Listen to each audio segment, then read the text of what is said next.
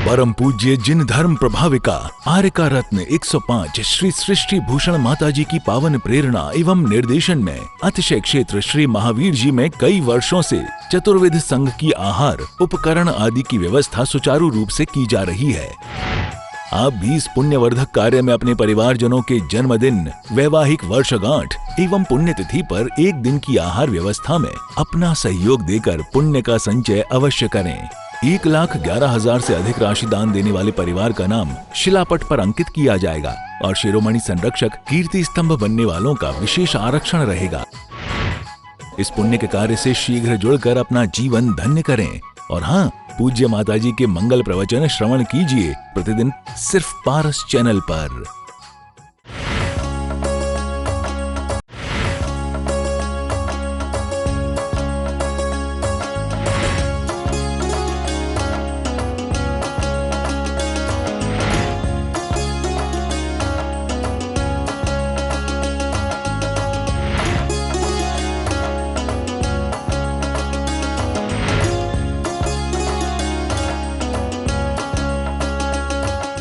सर्व पर्व में बड़ो 28 पर्व है, नंदीसर सुर जाए ले वसुधरव है। हमें सकत सोना यहाँ कर थापना, पूजो जिन ग्रह प्रतिमा है हित आपना। क्या कहा है? सर्व पर्व में बड़ो 28 पर्व। पर्व में सबसे बड़ा पर्व है और देवों में सबसे बड़े देव सिद्ध भगवान है। और सच पूछो तो त्योहारों में कल्याणकों में देव आते हैं, लेकिन कल्याणक मनाकर चले जाते हैं। लेकिन ये वो त्योहार है, ये वो महापर्व है जहां आखिर निस यानी 24 घंटे देव फलक झपकने तक कभी विश्राम नहीं लेते हैं। ये वो त्योहारों में त्योहार है, ये महापर्व है। महापर्व कहा है क्योंकि कुछ पर्व होते हैं खाने के होते हैं, कुछ पर्व त्यागने के होते हैं, कुछ पर्व लौकिक होते हैं, कुछ पर्व सामाजिक होते हैं, कुछ पर्व राजनीतिक होते हैं, लेकिन ये पर्व आत्मविशुद्धि का पर्व है। क्या कहा? हमें सकत सो नाई यहाँ कर थापना। आप लोग कोई भी बात नहीं कीजिए। हमें सकती सो नाई यहाँ कर थापना। कितनी सुंदर बात कही कि हम उन देवों जैसे नहीं जा सकते हैं। वो देव तो साक्षात जो तीर्थंकर के चरणों में नहीं मिलता, वो तीर्थ आनंद देव वहां ले लेते हैं। और ध्यान रखना, वो भी अपने अपने आवासों को, अपने विमानों को छोड़कर वहां आते हैं। और हम आप लोग भी कम नहीं हो, उन इंद्रों से कम नहीं हो। आप भी उन भवनों को छोड़कर आए हो। यदि इंद्र अपने भवन को छोड़कर आए हैं तो आप भी अपने भवनों को छोड़कर आए हो। रही बात इतनी कि वो तो इतने लीन होते हैं कि किसी से बात नहीं करते हो, और आपको बीच में मौका मिलते ही चौका लगा देते हैं। बस इतना सा फर्क है। तुम्हें देखकर तो आज लग नहीं रहा है कि ये अम्बा शहर है, लग रहा है कि वास्तव में इंद्रपुरी हो गई है। तो आज देखकर, क्योंकि जहां हमें जाना हो, सिद्ध गति हमारा लक्ष्य है, उद्देश्य है। कुछ मिले या नहीं मिले, हम सिर्फ सिद्ध गति में एक बार पहुंच जाएं, क्योंकि वहां जाने वाला दोबारा यहाँ आता नहीं। और जो आया है, जो हम लोग हैं, उन्हें इतना पता नहीं, लेकिन फिर भी चिंता की कोई बात नहीं है, क्योंकि बेटी सिर्फ घर में सुन लेती है किसी से कि ससुराल कैसी है, और उसकी कल्पना करने लगती है कि मेरी ससुराल ऐसी है, एक दिन तो मुझे यहाँ से जाना है।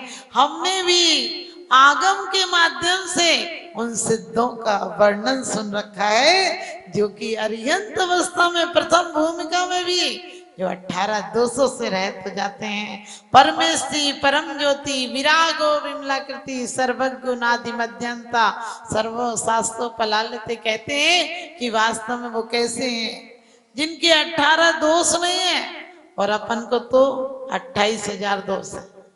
अपन दोस्त के पिटारे हैं और वो पुण्य के पिटारे हैं। लोग कहते हैं पुण्य कमाने आओ, हमने की कमा तो तुम पैसा भी लेते हो। हम पुण्य कमाने नहीं आए हैं, हम पुण्यमय होने के लिए आए हैं। क्योंकि जो पुण्य कमाता है उसकी प्रशंसा होती है, लेकिन जो पुण्यमय हो जाता है उसकी पूजा होने लगती है। ध्यान रखना, हम पुण्यमय होने आए हैं, हम परमात्मा की, हम सिद्धों की पूजा करने क्यों आए हैं। आप देखना, हमें सिर्फ नमो लोए साहुणम के अलावा और कुछ नहीं आता। साधुओं के जय हो नहीं, हम उनको सिद्धों को क्यों नमस्कार करते हैं। लोग पूछते हैं माता जी अरिहंतों को क्यों नहीं, सिद्धों को क्यों बड़ा माना है। क्योंकि अरिहंत हमें उपदेश देते हैं, लेकिन अरिहंतों को हम क्या करते हैं, नमो अरिहंताणम में नमस्कार करते हैं। लेकिन जब पूजा करते हैं तो क्या कहते हैं, धन्य जिनेश्वर देव तुम नासे कर्म जो आठ। हम पहले सिद्धों को नमस्कार करते हैं, उसके बाद कहते हैं अनंत चतुष्टय के धनी तुम ही हो सरताज। पहले सिद्धों को नमस्कार करते हैं। हम नमोकार में भले ही अरिहंत भगवान को नमस्कार करते हैं, लेकिन जब हम आराधना करने बैठते हैं तो हमारा पहला लक्ष्य कहाँ होता है। आप कोई व्यापार करते हैं तो ये थोड़ी सोचते हैं चल 2 रोटी मिल जाए बहुत है। व्यापार तो यही सोच के करते हो कि सबसे बढ़िया श्रेष्ठ व्यापारी बनो, और उसके लिए अपना बिजनेस करते हो। एक बार हार भी जाते हो तो कोई बात नहीं, दोबारा ग्राहकों को फिर से इकट्ठा करते हो। इसी प्रकार से हम हार न जाएं, हम सबसे पहले सिद्धों को नमस्कार करते हैं, क्योंकि हम वो पूज्यता पाने के लिए बैठे हैं।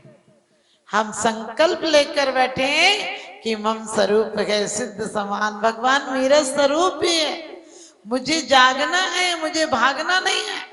आज तो हम धर्म भी करते हैं तो क्या 2 काम से करते हैं, एक तो भय से करते हैं, एक लोभ से करते हैं।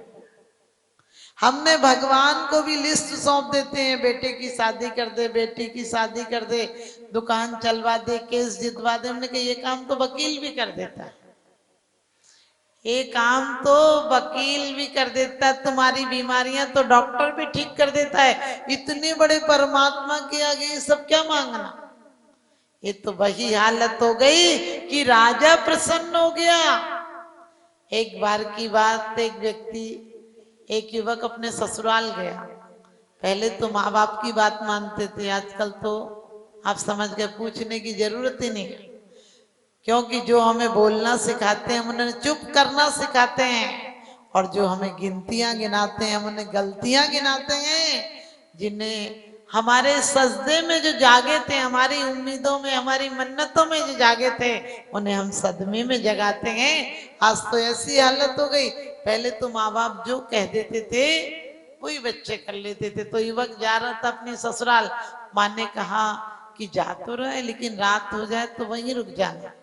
युवक थोड़ा शैतान सा भी था, तो उसने रुक तो गया, लेकिन सुबह सुबह पहुंचा और ससुराल में गरीबी थी, लाइट होती नहीं थी, तो पता नहीं चला। वो ससुराल के पिछवाड़े में ही रुका था, उसे पता नहीं था कि कहाँ कितनी दूर है। तो देख रहा था रात को उसके घर में लड़ाई हो रही थी रोटी पे, ससुराल में लड़ाई हो रही थी। सुबह जमाई ने पूछा, आप लोग भी देखना, ये पूछने की आदत है तुम्हें, और कब आए, कब आया, सामने खड़ा है ना, कब आए। उस सास ने पूछा और कब आए, तो उसने कहा जब तुम्हारे यहाँ रोटी पे लड़ाई हो रही थी तब आया। सास ने बोली आपको कैसे पता। तो देखना जमाई यदि कुछ नहीं भी जानता, वो ससुराल में ऐसे दिखाएगा जैसे सबसे नंबर 1 की बुद्धिमान वही है। तो वो बोला मैं तो बहुत बड़ा ज्योतिषी हूँ, मैंने तो अनुमान लगा लिया आपके यहाँ रात में रोटी पे लड़ाई हो रही थी। उसने कहा अच्छा। और वो बहुत बेकार था, एक गधे को गड्ढे में पटक के आया था। अब सास ने तो इतनी देर में पता चला, पूरे गांव में कह दिया कि मेरा जमाई तो बहुत जाने पाने है, बहुत बड़ा ज्योतिषी है। आपको पता है जरा सी पता चल जाए पूरे गांव में फैला देती तुम्हारा मेरा जमाई ऐसा, मेरा जमाई ऐसा। तो उसने भी फैला दी। अब एक धोबन का गधा नहीं मिल रहा था, वो आई बोल कहने लगी तुम्हारी जमाई हमारे बता देंगे मेरा गधा कहाँ। बोली हाँ बता देंगे। जब उसने पूछा कि हमारा गधा कहाँ, वही तो धक्का दे के आया था उसको। तो कहने लगा ऐसे उंगलियों पे हिसाब लगाया, और बोला यहाँ से 1 किलोमीटर जाओ, बाएं तरफ एक गड्ढा मिलेगा, वहां तुम्हारा गधा मिलेगा।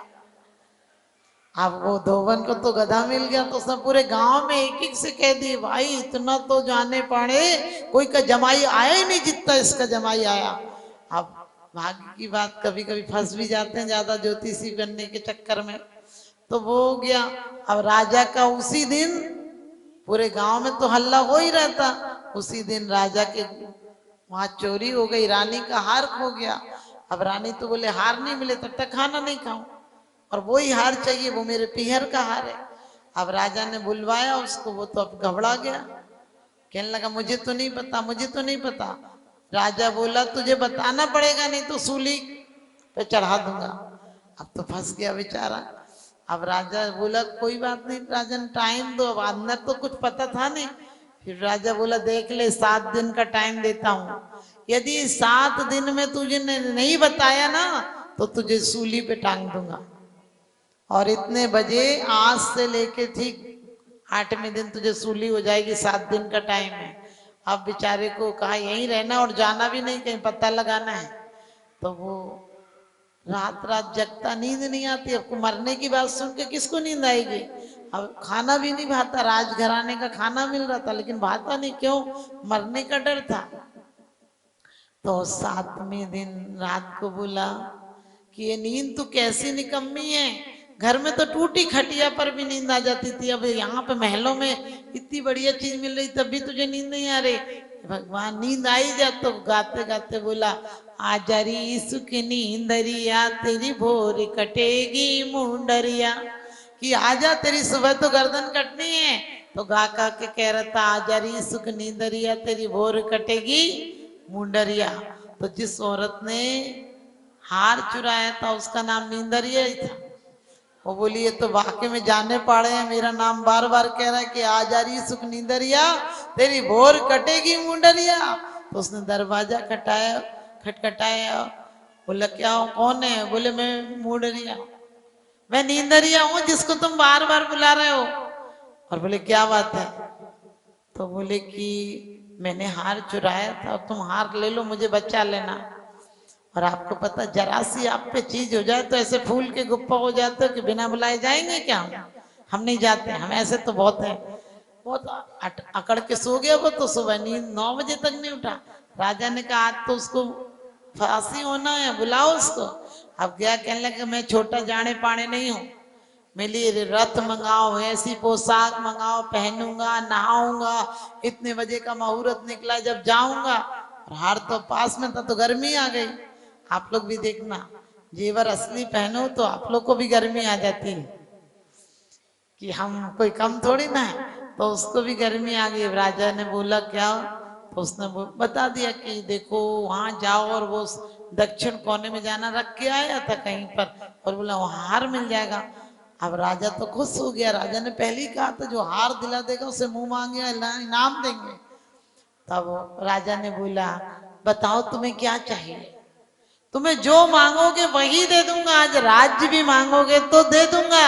लेकिन वो बोला राज्य राज्य तो रहने दो, जब घर से आया था तो गेहूं खत्म हो गए थे, तो मुझे तो 2 बोरी गेहूं दिला दो। अब आप सच बताना, आप होते तो क्या मांगते। आप होते तो कहते राजा से तुम सड़क पर आओ, हम तुम्हारी जगह बैठेंगे। लेकिन वो उसकी कितनी औकात थी, कितनी सोची छोटी थी कि कुछ भी मांग लेता, जन्म जन्म की दरिद्रता मिट जाती। लेकिन उसने बोला 2 बोरा गेहूं दे दो बस, और कुछ ज्यादा नहीं चाहिए। हमारी भी सोच इतनी है, हम भगवान से क्या मांगते हैं, बेटा दे देना, बेटी दे देना, मकान दे देना, दुकान दे देना, केस जिता देना, शरीर को ठीक करना। अरे कितने दिन ठीक करोगे, एक दिन तो ये खाक में मिलेगा ही मिलेगा। कितने मकान जोड़ोगे, एक दिन तो उस मकान में से बड़ी बेइज्जती से निकाले जाओगे। जिस जिसको गृह प्रवेश पे बुलाया था वो निकालने के लिए आएगा। जिनकी लंबी उम्र की कामना मंदिरों में की थी और साल भर पलंग पर पड़े रहो, तो वही बच्चे मंदिर में तुम्हारी जाने की कामना करेंगे कि भगवान इनकी मिट्टी समेट ले। मैंने कि भगवान कोई नगर पालिका वाला है क्या तुम्हारे घर की मिट्टी समेटने आए। अरे मिट्टी मूर्ति बनने लायक थी तब तो तुमने कोई काम नहीं किया। जब तक तो ऐसे चिपके रहे घर में गौच की तरह, कोई हटाए तो नहीं हटते। अब बुढ़ापे में तो लोग यही सोचते हैं मंदिर नहीं जाओ तो ऊपर ही चले जाओ। अरे बोलो या नहीं बोलो, हकीकत है। जब तक बैल लदे बनियारो तब तक चाहे घनेरी, और थके बैल की बात न पूछे फिरता गली गली रे। तो यही हाल हमारा सबका होगा। ऐसा नहीं कि मैं कहूं आपका होगा, हम भी थोड़ी बचेंगे। अरे मौत की झकझोर आंधी जिस दिन भी टकराएगी, दम की दम से यही मारा टूट कर गिर जाएगी। तो हमें क्या करना है? हमें सिद्धों के यहाँ जाना है। आप भी कभी कभी घूमने जाते हैं तो देवता भी इस त्योहार में क्या अपने भवनों को छोड़कर आनंद से प्रमोद से अहिर्निश भक्ति करते हैं। और क्या कहते हैं, उन मूर्तियों को देखकर सम्यक दर्शन की प्राप्ति होती है। उन मूर्तियों को देख के कहते हैं ऐसी मूर्तियां हैं, मनोज्ञ मूर्तियां हैं, क्या देवों के यहाँ नहीं है? सृष्टि मंगलम सेवा समिति में आहार उपकरण, ज्ञान, औषध एवं करुणा जैसे महान कार्यों में सराहनीय सहयोगी परिवार हैं। श्री विनय कुमार जैन, श्रीमती सरिता जैन, शालीमार बाग, दिल्ली। पाटोदी परिवार, कतरास। श्री सुशील कुमार जैन, धर्मपत्नी Shrimati Nirmal Jain, Shri Arihant oil and general mills, तहसील रोड, जगरांव, पंजाब। श्री भूपेंद्र जैन, श्रीमती ममता जैन, शालीमार बाग, दिल्ली। पांड्या परिवार, डेह, जिला नागौर, राजस्थान। प्रतिष्ठान सुगनचंद फूलचंद पांड्या, डेह, जिला Nagaur, Rajasthan. Sethi flour mills private limited, Chargawa, Gorakhpur, Uttar Pradesh. परम पूज्य जिन धर्म प्रभाविका आर्यका रत्न 105 श्री सृष्टि भूषण माताजी की पावन प्रेरणा एवं निर्देशन में अतिशय क्षेत्र श्री महावीर जी में कई वर्षों से चतुर्विध संघ की आहार उपकरण आदि की व्यवस्था सुचारू रूप से की जा रही है। आप भी इस पुण्यवर्धक कार्य में अपने परिवारजनों के जन्मदिन, वैवाहिक वर्षगांठ एवं पुण्यतिथि पर एक दिन की आहार व्यवस्था में अपना सहयोग देकर पुण्य का संचय अवश्य करें। 1,11,000 से अधिक राशि दान देने वाले परिवार का नाम शिलापट पर अंकित किया जाएगा और शिरोमणि संरक्षक कीर्ति स्तंभ बनने वालों का विशेष आरक्षण रहेगा। इस पुण्य के कार्य से शीघ्र जुड़कर अपना जीवन धन्य करें। और हाँ, पूज्य माताजी के मंगल प्रवचन श्रवण कीजिए प्रतिदिन सिर्फ पारस चैनल पर।